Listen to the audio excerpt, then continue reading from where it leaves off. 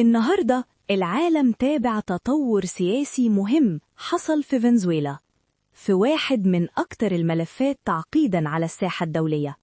التطور ده تمثل في مواجهة سياسية وقضائية أعادت فتح النقاش حول مسؤولية السلطة وحدود القوة ومحاسبة القيادات أمام المجتمع الدولي. لسنوات طويلة شهدت فنزويلا أزمات متتالية، أزمة اقتصادية، أزمة إنسانية، وانقسامات سياسية حادة أثرت بشكل مباشر على حياة ملايين المواطنين.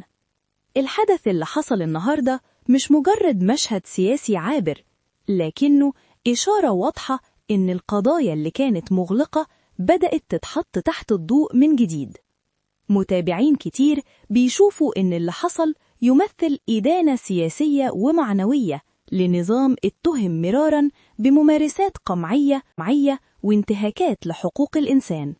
وفي المقابل في آراء بتقول إن الصراع لسه طويل، وإن التغيير الحقيقي بيحتاج وقت وضمانات وإرادة دولية واضحة.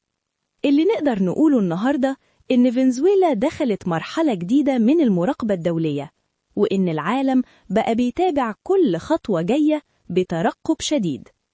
السؤال المفتوح دلوقتي، هل التطورات دي هتكون بداية لمسار محاسبة حقيقي ولا مجرد ضغط سياسي من غير نتائج ملموسة؟